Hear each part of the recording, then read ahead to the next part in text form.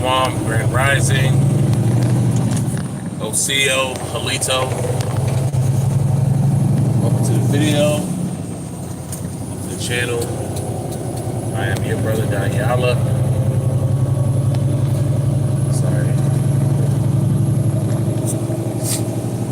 Take this nasal spray. Allergies is ridiculous.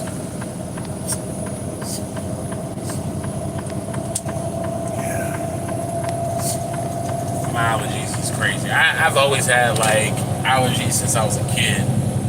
My eyes would get watery during the winter, during the fall, during the spring. Summers really was the only time where I would get relief. But I remember when I was a little kid, man, I used to get like sinus headaches when I was a little kid. Like not as often, but every now and then, like maybe like once every few years, I'll get like a sinus headache and like migraines, but now I get it often, way too often. But anyways, Shalom. What the hell are they over here doing? Yeah, Shalom, Grand Rising.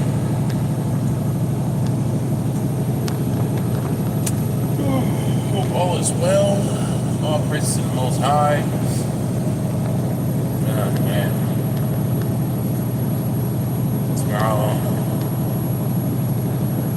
begins my break. Get like a little break. I enjoy it. Can't wait for that. Can't wait for that. But anyways, out here driving, and I have to remember to get off at this exit because DOT, man, they out here heavy from May 13th all the way to I think 15th or the 16th. DOT, they're doing like this, like they're like cracking down or whatever, and they're going to be inspecting like heavily. I ain't trying to go through this shit because there's literally a DOT checkpoint scales up here, or as we call it, the chicken coop. Man, I ain't trying to go to that shit. My ass is Chicken George right now,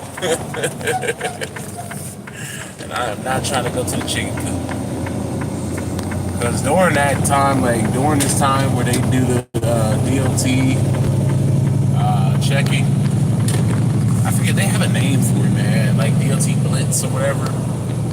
When they do that, you're more than likely to be pulled into the damn chicken coop. And I ain't trying to go that way. I know a route around it, so I'm gonna take a route. It's about, I want to say maybe at most 5 minutes slower. I don't give a fuck. So it keeps what's, because say if I go through the scale and they pull me over for whatever fucking reason, because they can pull you over for whatever reason. Yeah, you could be there for a few hours, or if they put your vehicle out of commission, yeah, you SOL. So, little sacrifices. But anyways, yeah. So, I want to talk a little bit about the movie Sinners. If you haven't watched the movie, go and watch it, man. Because if you continue watching my video, you're going to get spoilers, man. You're going to get spoiled. And I'm not sure. I mean, I think that it's going to get pulled out theaters maybe this week. I'm not sure. Maybe next week. Because Sinners have been number one for like the past month. And it just lost its number one place to the movie Thunderbolts, which is Marvel's newest movie. And there's a brother who went to go and see Sinners just like a few days ago, and he said when he went, and see, he went during the weekend. I went, me and my wife and I, we went Friday around 11:30 a.m. So it was relatively empty. not as empty as it usually is, because that's usually the day me and my wife go to movies. We don't go to movies on Saturday, Sunday. Now we don't do that, nah, because it's packed. That's like the most popular time for movies. So some movie theaters, they have matinee, not just on Tuesdays, but on multiple days throughout the week. So yeah. Anyways, give me 1 second.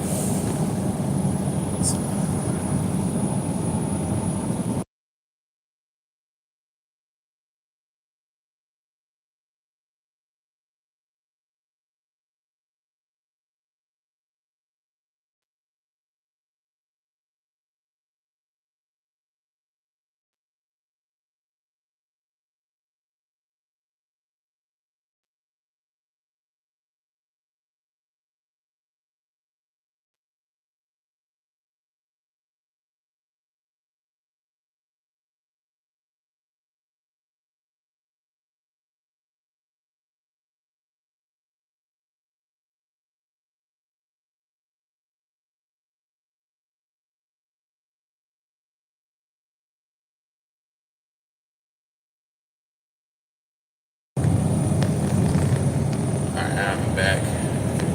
Yeah, so like I said, like my wife and I, we don't go to the movies during, the prime times because it'd be packed in there, man. But his brother, who I know, did. And he said it was still packed in there, even a whole, 3 weeks to a month later, still packed in there. I'm like, sheesh.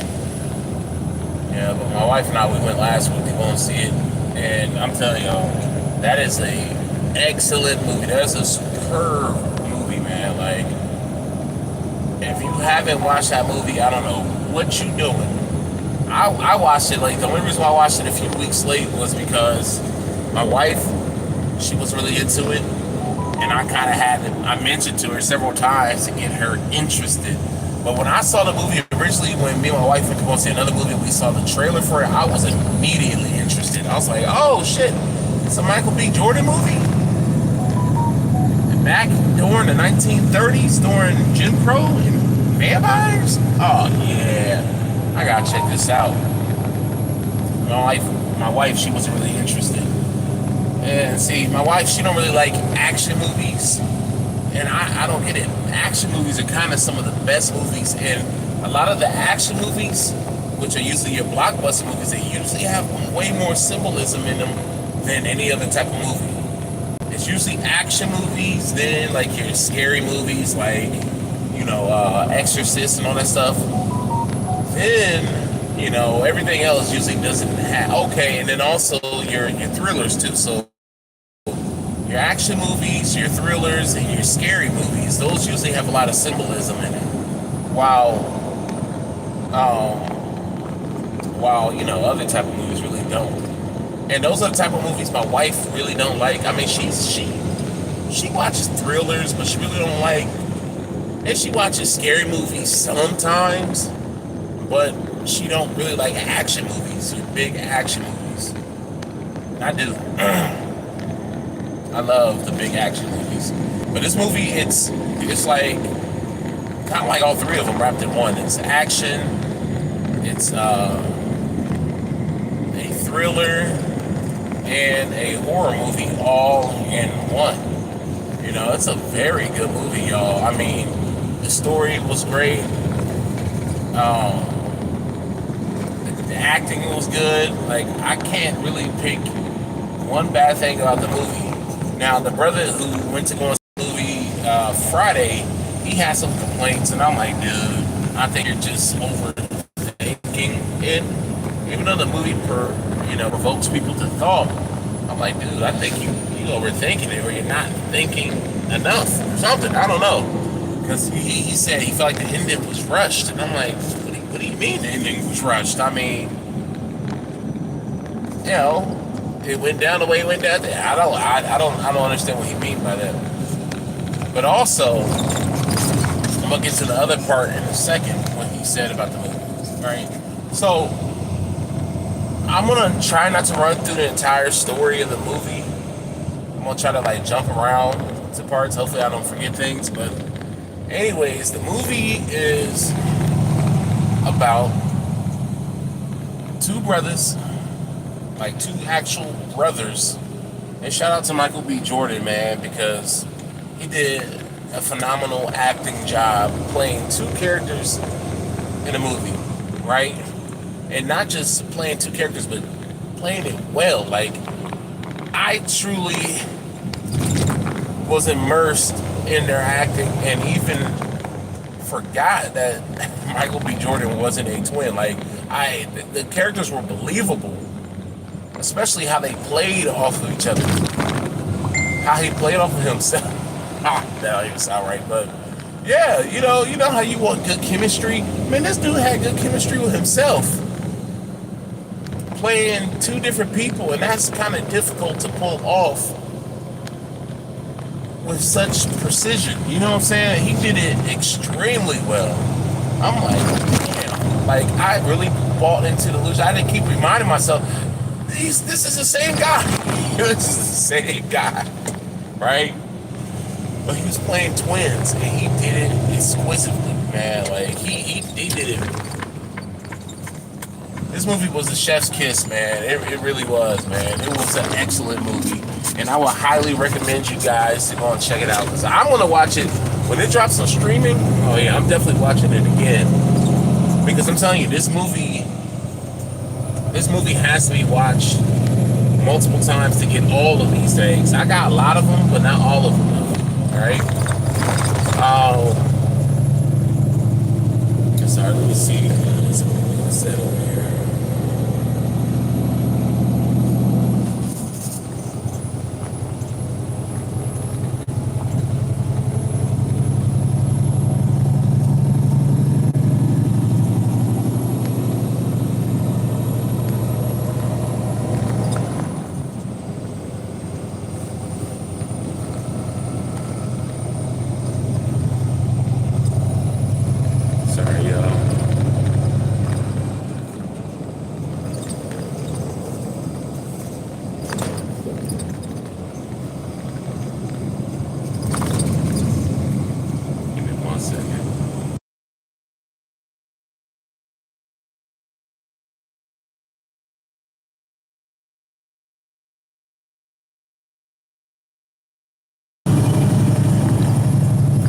Yeah, so anyways,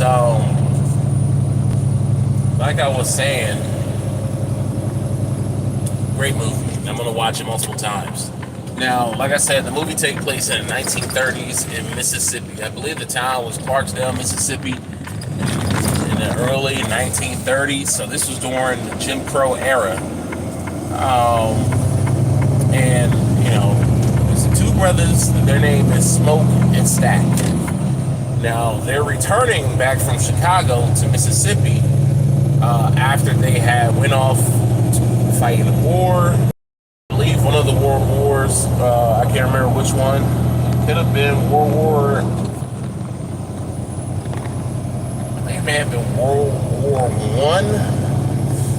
I don't believe World War II happened until like the 1940s, but I could be wrong.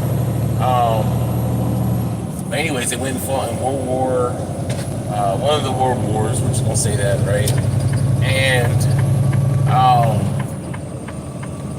after that, you know, just like a lot of brothers who went and fought in the war, they came back to really no opportunities at all, right? Just like in reality, a lot of our brothers went off, fought in World War One, fought in World War Two, and when they came back, there was nothing waiting for them, no opportunities, nothing. They didn't get the same type of treatment veterans get today. Like some veterans can get today, but still, even veterans today are still treated like pieces of shit, man. But you know, the GI Bill didn't take care of black men back then, like how they did like how they did white men. You know, it's the same thing with the whole farming situation. How these white farmers are crying now because they're no longer getting government handouts. White farmers today are crying because they're no longer getting government handouts. Crying like big babies because they're getting off of the tit of the government no longer receiving welfare. They're the same folks who be telling black folks to pull themselves up by the bootstraps, but yet they were getting government subsidies, and not just white farmers, just white people in general. Martin Luther King spoke about this back in the 1960s, how the government was giving them subsidies, and not just farmers, but also white folks to buy homes and buy land, and how they were mechanizing the white farms. The brother, I forget his name, but he is I believe he's the chairman of the Black Farmer Association. He's been saying this shit, he's been ringing the bell for several years. I remember watching his video back probably about like 3-4 years ago, him talking about that. So this is something that's always happened to our people. Our people have always been treated like shit and, always told to pull ourselves up by the bootstraps. And yet the same people tell you that got everything for free. It's wild. The black farmers, they don't get government handouts, and if they do, they have to wait a whole fucking year. There's a sister who's saying, like, literally, she would file at the beginning of the year to get some, type of assistance for her farm, financial assistance, and they wouldn't approve it. If they did approve it, it would be at the end of the year when she needs to be applying for the next year, right? Which is just the devil's work, man. But that's how they treat us here. So, anyways, getting back to the story, to the movie, it was a similar situation. So these brothers, they turned to a life of crime. They went and risked their lives for their country, just to come back for their country to not give them anything. So they went to crime, and they started working for Al Capone. And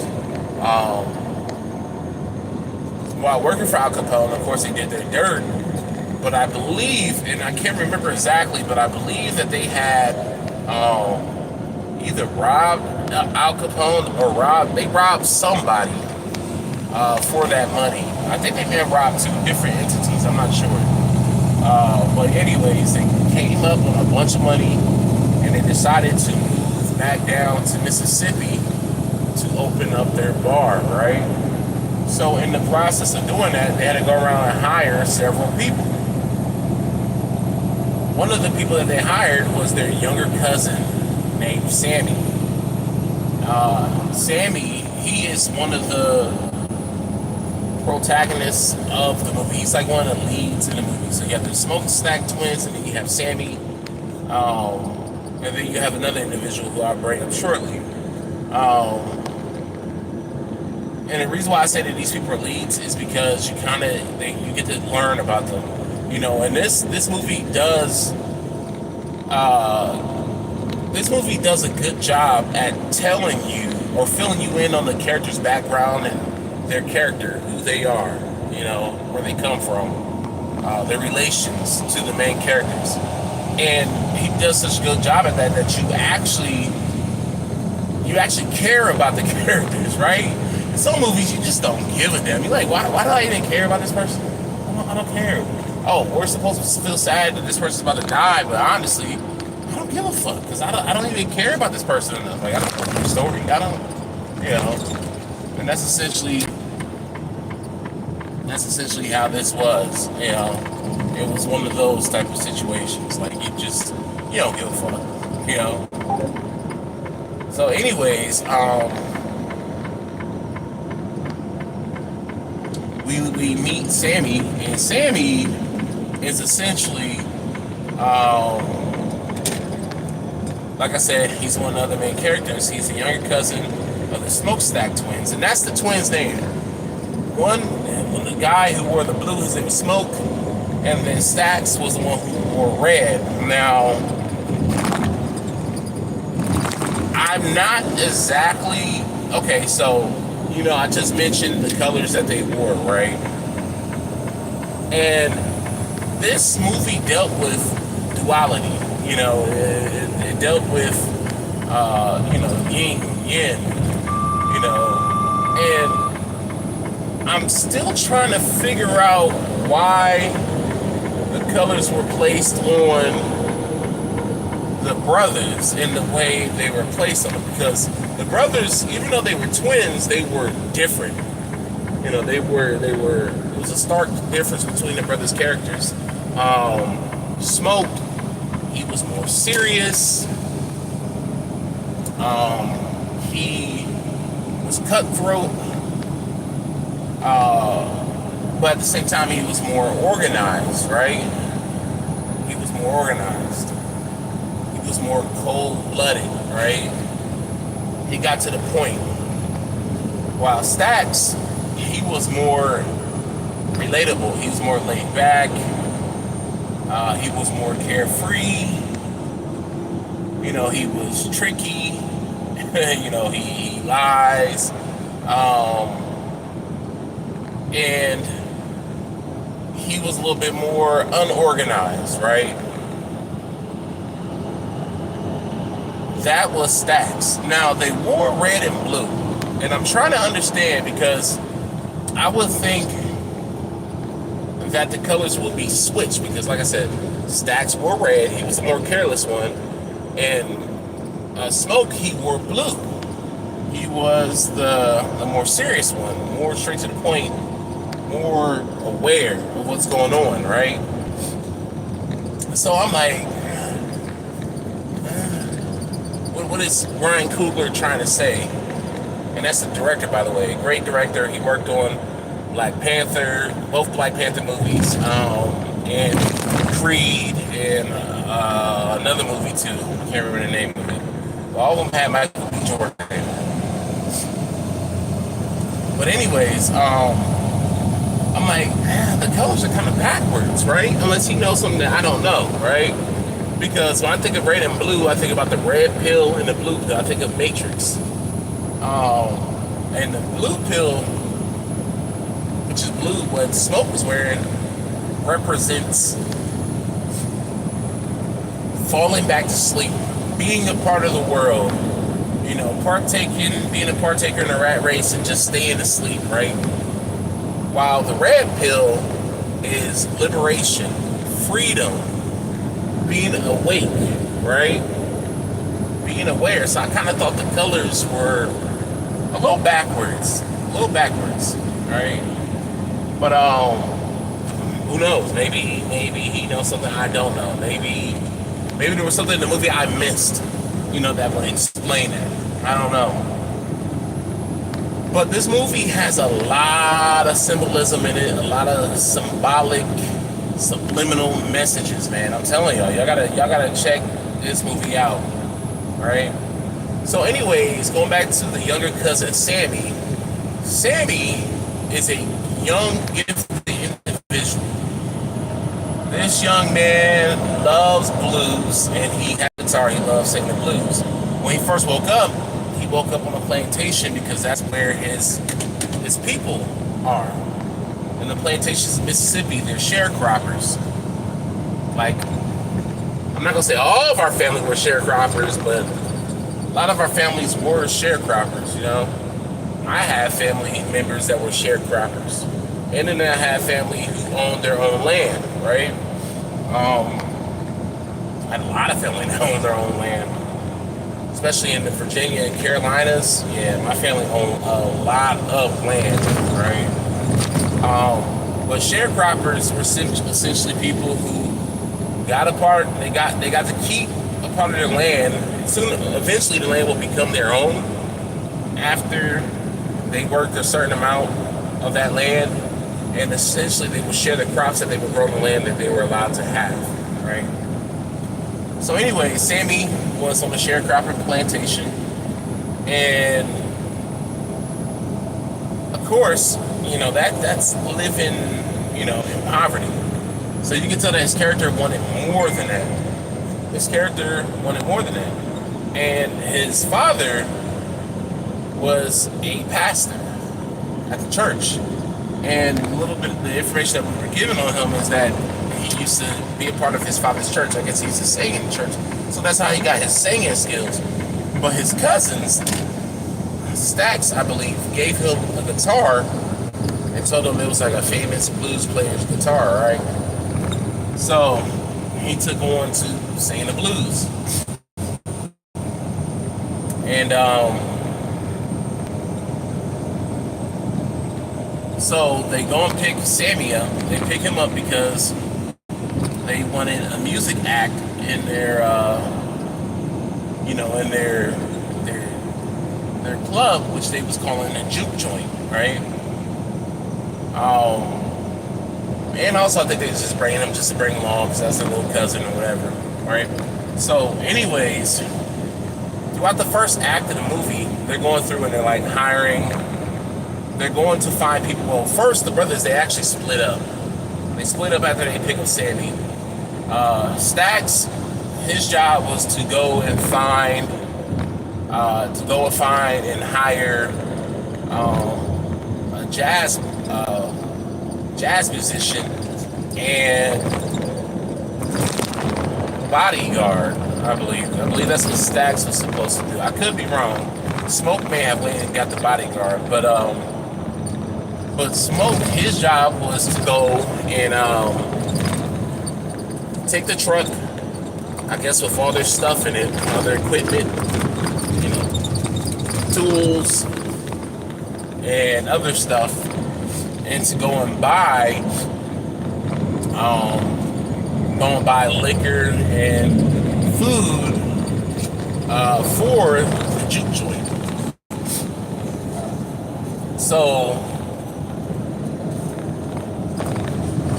it's a hilarious scene. I'm telling you guys, y'all gotta watch the movie. The movie is hilarious. There's a lot of scenes in there that's gonna make you laugh, man. I'm telling you, this movie is gonna have you going through the motions, man. All spectrums of feelings gonna be coming out, man. It's a good movie. Like, it really, you're really invested in the movie. Like, you're like, sometimes you watch it at the edge of your seat, like, oh shit. But yeah. So, anyways, Smoke, he goes to this general store to go and buy a sign. He goes to buy food that can be cooked, and I'm not sure if he bought liquor too, but he may have bought liquor there. I'm not sure. For the juke joint, right? And he has some people, some associates that he knows, some Chinese associates that he knows, that he was buying from, right? Because they own the store. So, and it's funny because you can tell these Chinese people, you can tell they've been there in the South for a while because they were, they sound just like us, and their mannerisms was just like ours, So you can tell they've probably been there a generation or two. And yes, people, I know that a lot of people aren't like super strong in history, but yeah, there were Chinese folks here in the 1930s. There were Chinese folks brought over here by Europeans before that, before the 1930s. But yes, during the 1930s, there were a lot of Chinese brought over here. Actually, in the 1800s, in the late 1800s, there were a lot of Chinese that were brought here from China to work on the railways, right? And that was even up until the 1930s. They were bringing literally thousands of Chinese over here. And I would imagine that these Chinese actors Chinese characters are supposed to be descendants of those Chinese folks, right? But anyways, they sound like us, they look like us, and there's a reason why I'm saying that, and I'm gonna bring it up later when I get further into the movie. So, because this movie is very symbolic, like I said before. Not only are they talking about, I believe that Ryan Coogler is not only, giving symbolism on things that have happened in society and things that are going on in society, but also there's a spiritual take to it, right? So anyways, Smoke gets everything he needs from the store. Stack is going around hiring people. He goes to the train station, he finds the blues singer who he was looking for. It was an old school brother, I forget his name. His name is like, I can't remember his name. I can't remember the brother's name. But he played He played in a lot of movies back in the day. He played in the movie Save the Last Dance with Aaliyah. I believe he was Aaliyah's father in that movie. He was like a black gang leader, and he was in that movie. He was also in. He was also in another Jet Li movie too. He was in that movie, Invincible or Last Man or something like that. The One. That's what the movie's called. The One with Jet Li. I used to watch a lot of kung fu fighting flicks back in the day, boy. Because my dad, he loved kung fu flicks. He loved kung fu, sci-fi, and scary movies. Yeah, my dad loved those type of movies, but he really loved kung fu and then even Godzilla flicks. Like, my dad was obsessed with that stuff. So, anyways, The One was another movie that had his brother in it. Gone in 60 Seconds. He was a cop in Gone in 60 Seconds. So, yeah, The One, I believe he was like a cop in the movie, The One. Because remember in the movie, The One, Jet Li was like going through time or something like that. It was weird. And it was like two of them. There was a good one and there was a bad one, right? And remember at the end, the bad one got sent to that portal where he went to go and fight up all himself or all different people. I can't remember. Anyways, get back to the movie. Delroy. Leroy or Delroy? I think that's the brother's name. I think his name is like Delroy something. He has a weird last name. But anyways, y'all know who I'm talking about. And I remember back in the day, he was offended because people would confuse him with Samuel L. Jackson. And I'm just like, how do y'all do that? They don't look alike, man. Like, come on, man. But anyway, so they pick him up. He's the blues singer, right? And while Stax is at the train station, he also meets his ex-girl, who's a passing white woman, right? And she's upset at Stax because Stax essentially left her, and Stax kind of forced her off to go and marry White because she was passing White. He wanted her to have a better life, even though he still cared about her. And her mother had died, and I guess her mother was like a mother to them. And when she died, they didn't come back to see her or anything like that. So she was upset. But she was supposed to be on the train to go back to Arkansas where she had married a white man. But she decides to hang around, right? Even though Stack doesn't want that to happen. So anyway, Smoke, on the other hand, he goes to a house and there's like a little memorial with a little baby hand on it. You understand what's going on. You're like, oh man, he must have lost a child. And then you see a woman in the background standing, and you're like, okay, this must be his woman. So anyways, you come to find out that it's his woman, that they did lose a child, and that she is a root worker. And of course, it's like, why didn't that charm? Why didn't your root work on our child? Why didn't it save our child? But she was like, well, all that doesn't matter because you're here. Because she used like a little charm to keep him safe. And he was wearing it the entire time.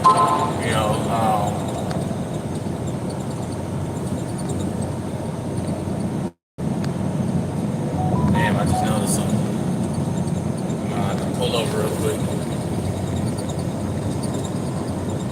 I just noticed that lights in my truck are out. So I gotta get that handled ASAP.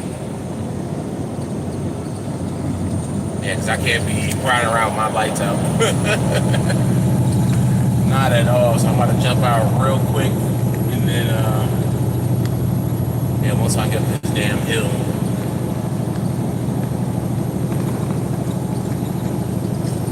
It's crazy because this entire time I did not notice that my lights were out.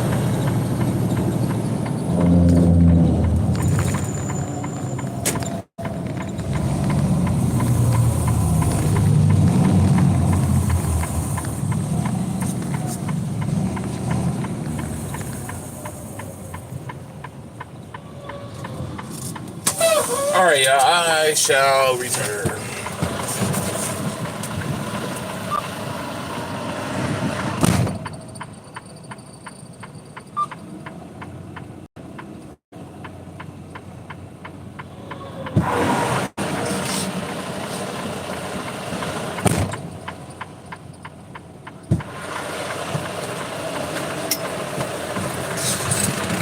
Actually, that was a whole damn lie. My lights are on, but it's just dim. It just don't look like they're not on. I mean, it just looks like they're not on, which still isn't good, you know.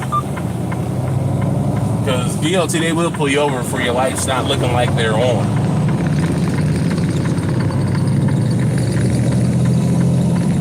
Let's see if these folks will let me get back on the road.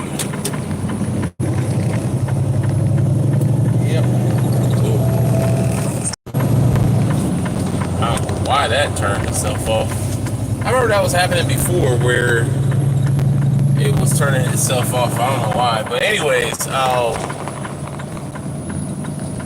what was I saying? I don't even know.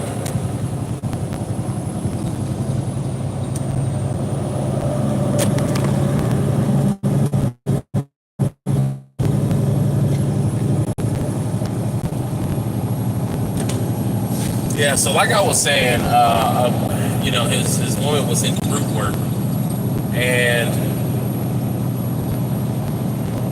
you know, he really came over to that house to hire her so that she can bartend and cook the food, right?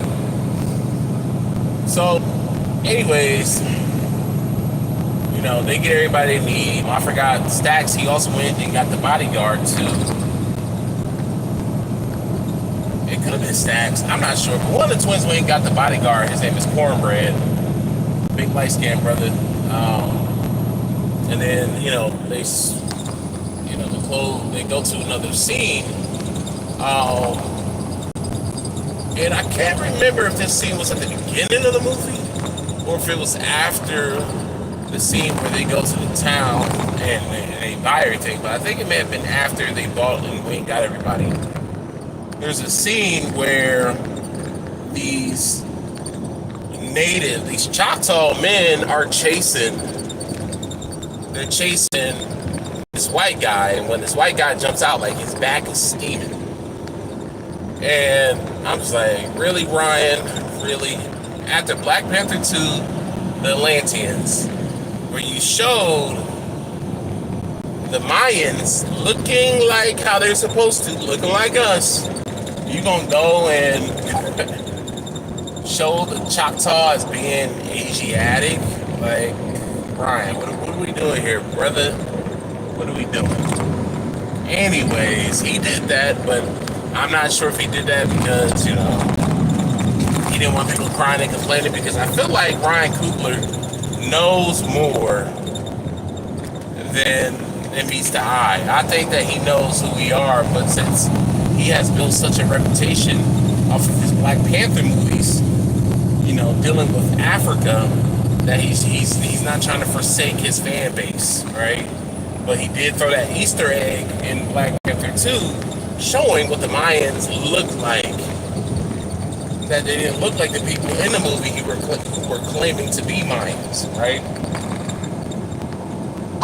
You know, it's so funny, man. I know I'm about to go on a little tangent, but earlier this year, or actually late last year, I was talking to, what is that, Google Gemini, right? And y'all can go and test this yourself, right? And I was telling it that the Mayans were black, right? It was adamantly telling me that the Mayans were not black. We're not the same thing as Black Americans, all this stuff. But that they were Native American and that they descend from the people who came over on the Bering Straits. Then I asked, well, what about the Bonampak murals? I love the AI, and it's so funny because I tell the AI that it's biased, and it's like, no, I'm not biased. I tried to tell the information and blah, blah, blah, blah. facts and that there's no feelings involved and all that stuff. I'm like, well, what about the people who program jazz? Because somebody programmed you, and the person who programmed you can be biased, and is biased about whatever things in their life. Everybody's biased about something. So I was like, well, what about the Bonampak mural? I was like, why are they dark skinned and they look black and they have braids, like black people, they wear head scarves and all that stuff? And she was like, well, the theory is that there may have been some early African contact. I was like, y'all just can't admit the truth. Y'all just can't admit the truth. You know, and then when you talk about other things like the early paintings, they wanna sit there and act like people they don't know what the hell.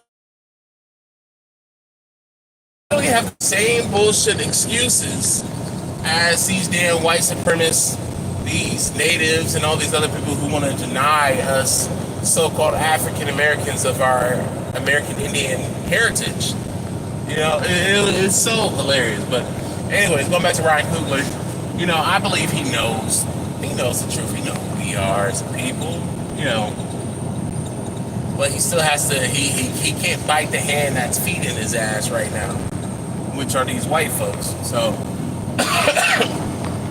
so anyways, and you know, they don't mind you making movies about anything that have to do about Africa. But when you tell the truth, they get upset, man.